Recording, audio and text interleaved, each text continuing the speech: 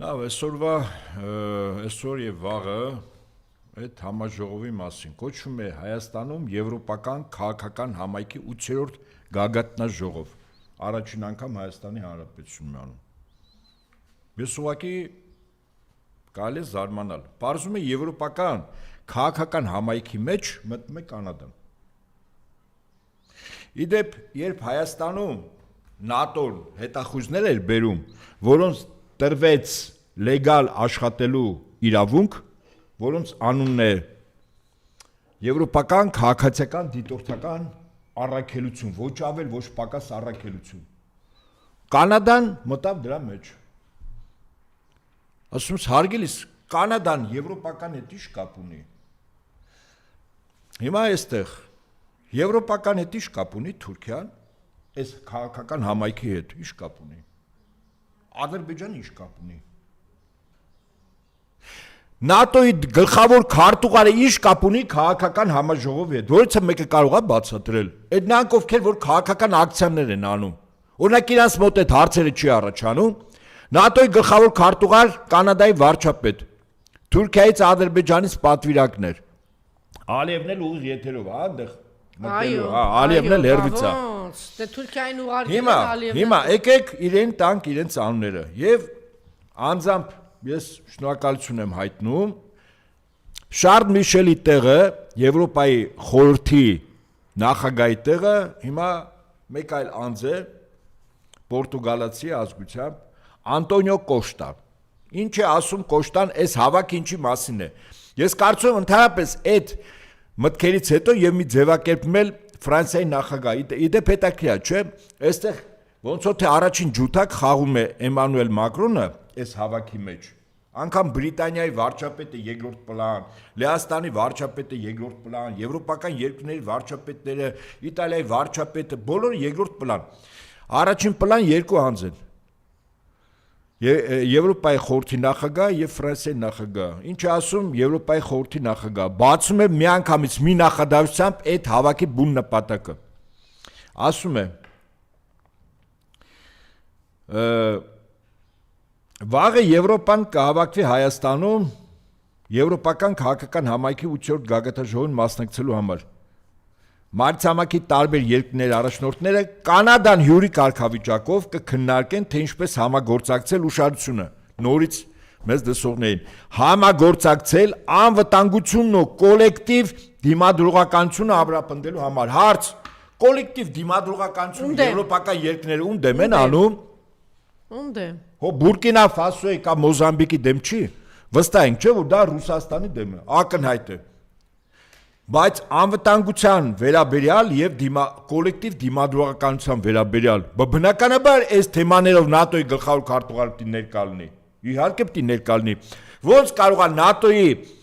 առանցքային դերակատարում ունեցող Կանադայի վարչապետը հավաքին չլինի։ Սա նորից եմ ասում, Հայաստանի Հանրապետությունում այսօր եւ վաղը ՆԱՏՕ-ի գագաթնաժողով է։ Մի տարբերությամբ Միացյալ Նահանգների բացակայությամբ, եթե Միացյալ Նահանգներն էլ լիներ այստեղ, Եվրոպայի կլներ ՆԱՏՕ-ի գագաթնաժողով։ Ինչպես ասում են, այդ ձեր եվրոպական քաղաքական համայնք բառակապակցություն զասունցե վադոմ մեստը։ Չկա այդպիսի բան։ Հայաստանում ՆԱՏՕ-ի գագաթնաժողով է եւ գագաթնաժողովը ում դեմ է ուղված Ռուսաստանի եւ ինչու են Հայաստանում անում։ Լավ էս հավաքը կարող են ցանկացած այլ տեղ անել։ Բա Հայաստանը ի՞նչ է։ Հերթի մեջ է։ Ուրեմն Հայաստանը այն ոչխարի տեղն են դրել, որի բերանը խոտը դնելով տանում են սպանդանոց։ Ինչպես Ուկրաինայի եւ ուկրաինացի ժողովրդին տարան։ Արցախցի 45 Արցախայցի քիչ է 150,000-ը 3 միլիոնը դա քիչ է։ Իսրայելը այնտեղ քիչ է, բազաները քիչ է դրել, այստեղ պետք է։ Այո, Այնտեղ պետք է, այստեղ պետք է, բերել այստեղ տեղը։ Իհարկե, ոչ միայն Իսրայելը, Թուրքիան նաեւ այստեղ գա, ամբողջ տարածքը թուրքական լինի։ Հիմա ուրեմն Հայաստանում ՆԱՏՕ-ի գագաթնաժողով է։ Գագաթնաժողովը ընտրել են հատուկ Հայաստանը ինչու համար։ Առաջին Փաշինյանի իշխանությունը վերարտադրելու, որտեղ Շրիշակից ներքև վարկանիշը գոնե սենց հավաքներով պիտի բան անեն, բարձրացնեն վարկանիշը, ասեն, հələ նայեք, Փաշինյանը այդ ինչ ջեր, բոլորի հետ ինչ դուրս է եկել վազում, մի հատ ժողովրդի հետ բանը ասենց եկել։ Այ մարդը ժողովրդավար երկիր կլինի, այ մարդը ինչ էսել սուղ են կնգել։ Մի հատ ասեն մի հատ թեքվի գնալ այդ բանտերով էլի պատատի։ Դու տես մի հատ սրբազաններին էնի կալանքի տակ էնի տնային կալանք մյուսը կա։ Մի հատ բանտերով գնա էլի, տեսես ինչ է կատարվում։ Ուրեմն արձանագրում ենք այդ փաստը եւ հաջորդը Ուրսուլա ֆոն դեր Լայեն ընդ որում հաճախ այդ Եվրահանձնաժողովի նախագահը ինքը շատ ակտիվ է այստեղ նորից եմ ասում Անտոնիո Կոստային է տված եվրոպական խորհրդի նախագահին խոսելը բայց ինչ է ասում Ուրսուլա ֆոն դեր Լայեն որը Եվրահանձնաժողովի նախագահն է հանդիպում Երևանում որտեղ վաղը քաղաքի եվրոպական քաղաքական համայնքը քննարկելու ուշադրություն մայրցամաքային մասշտաբի խնդիրներ պարզվում է Կանադան մայրցամաքի մեջ է մտնում այ մարդես փաստորեն մենք չգիտենք որ Կանադան Եվրոպա մայրցամաքի մեջ է անվտանգությունից ուշադրություն դարձրեք անվտանգությունից մինչև էներգետիկա եւ կապակցվածություն մենք նաեւ կարեւոր հանգրվան կնշանավորենք պատմության մեջ առաջին Հայաստան-ԵՄ գագաթաժողով այսինքն եւս անվտանգություն Հիմա ինչու Հայաստան նորից եմ ասում, սա ցանկացած այլտեղ կարող են անում։ Ուրեմն առաջինը Փաշինյանի վարկանիշի վրա քարոզչական հնարք։ Բայց սա էական չի, սա Փաշինյանի վերարտադրության համար։ Վտանգը լրիվ այլտեղ է թաղված։ Պլանները չի ավարտել։ Ուրեմն Հայաստանը, Վրաստանը եւ Ադրբեջանը որպես մեկ երեք պետություն ռազմական առումով մի դաշինքի ներքո են լինելու, որի Կուրացիան տրվել է թուրքական բանակի գեներալիտետի շտաբի եւ հարավի ուղղությամբ պատրաստում է հարվածային բռունցք Ռուսաստանի դեմ Հայաստանը ՆԱՏՕ-ի ստանդարտներով բանակ չունի ոչ էլ զինված ուժեր դի բերվի ՆԱՏՕ-ի ստանդարտներին զենք զինամթերք մարտավարություն կառուցվածք այս բոլորը ՆԱՏՕ-ի ստանդարտներով որ կարողանա ՆԱՏՕ-ի ստանդարտներով Վրաստանի եւ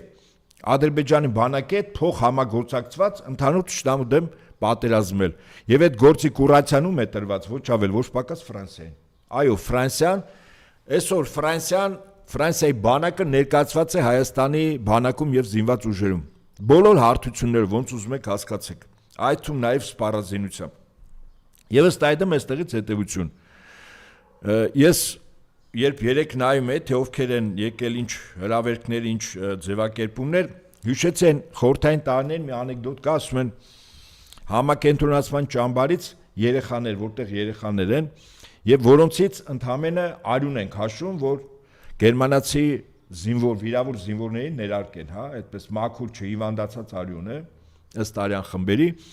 Այս երեխաներն ասում են, որ ձեր ծնողները ողջ են, դուք նամակներ գրեք, նամակները մենք փոխանցենք, էլի։ Երեխաները ված չեն ապրում, այդպես կերակրում են, չեն ճնշում եւ այլ, որտեղ արյուն պիտի տան, չէ, դոնոր են։ Հիմա Հայաստանը, Ուկրաինան դոնոր է,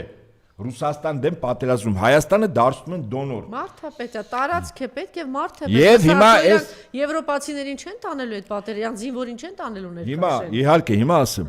Եվ այս երեխան մի հрья երեխան նամակ է գրում, իհարկե խորագետ է, հասկանում է, որից հետո է,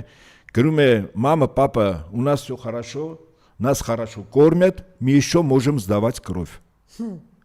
Այսինքն երեխան հասկանում է ինչի համար են իրենց կերակրում։ Լավ օրինակ է։ Հիմա մեր ժողովուրդը չի հասկանում։ Հիմա չի հասկանում ուկրաինական արունը բավարար չի։ Ռուսաստանի ամբողջ պարագծով պետք է պատրաստեն։ Իդեպ նույն ճակատագրին արժանանալու են Մոլդավիայի քաղաքացիները, նույն ճակատագրին Միջին Ասիայի հանրապետությունների պատրաստում են։ Մենք իրենց մի քանի առումով ենք հետաքրքիր, տեսեք, այստեղ Իսրայելը բերեց տեղակայեց մեծ թուրանական տնտեսական բան ինչ շահագրգռվածություն ունեն, չէ՞, իրանք Թուրքիայի հետ, Ադրբեջանի հետ, այնտեղ Իրանը խնդրեմ է իրաց նավթը, գազը իրանց համար դառնում է շատ ավելի բան կարևոր ու արժեքավոր։ Մյուս կողմից, տեսեք, մի քանի ուղղությամբ է մենք կարևոր ենք որ ոչնչացնենք։ Թուրքիայի համար ինչքան կարևոր է թուրանական մեծ երկիրը, որ գնան այնտեղից խփեն, հարվածեն Ռուսաստանին հասնեն մինչև Չինաստան։ Ու այստեղ ինչ անում մի կտոր բան, հիմա ասենց համատեղ ուժերով ձեռքի տված եկել են ասած լավ օրինակ բերեց պարոն Նահապետյանեն, վերջին արյունը քաշելու։ Եկել է Այդ միայն մերը չի, բայց դա է մերն է։ Այսպիսի գեղեցիկ դեմքով, ջերմ, գիտի, եվրոպական Ոչխարի օրինակը ինչի բերեցի։ Բերանը խոտի դնեն։ Հմայքով, խափելով, որ լավ տեղ են տալու։ Մահաբեր հմայքով, այդ հմայքը բան չի, մահաբեր է այս հմայքը։ Մահաբեր ժպիտով, մահաբեր շոյանքով, որ լալա, ընդ որում ինչի վրա է խաղում, հայ ժողովուրդը գիտի, չէ, որ Ֆրանսիան մեր մեծ բարեկամն է, Ֆրանսիայի։ Մենք ունենք խիստ դրական վերաբերմունք ֆրանսիացի ժողովրդի եւ Ֆրանսիայի պետության հանդեպ, բայց ոչ այսօրվա վարչակազմի։ Ինչ է արել ցեղասպանությունից հետո, գրկաբաց է ընդունել, մի ամբողջ տարածք է տվել, այնտեղ քաղաք է նվիրել եւ միշտ բարձր տեղ է ունեցել մեր համայնքը, ինչներ գրաված եւ ինչ է արել միշտ Ֆրանսիան եւ մշակութային ինչպիսի կապվածություն է ունեցել Ֆրանսիայի հետ եւ հիմա ինչ որ մարդկանց շտվա որ այսպես խոսում են դա Ֆրանսիայի դեմ է կամ հատկապես Ֆրանսիայի ժողովրդի դեմ ոչ այսօր ինքը Ֆրանսիայի այսօրվա վարչակազմի ինքը պատանդ է նույն գլոբալիստների ձեռքով ինչ է Մակրոնը ուղղակի Ռոթշիլդների նշանակած Մակրոնի դեմ այլուն են աշխատում իրար կյանք բերում են մեկ էլ ազգային ասում են Լպենին եք ուզում Լպենը կգա սականինականի ստիպած է ժողովուրդը գնում ինչ որ Մակրոնի տիպի կամ պայմանական էլի Մակրոն ենք ասում որտեվ չթվա որ ինչ որ մի հատ երկիր իրենցից հիմա դուրս է պլստած է բոլորին հերթով կարգով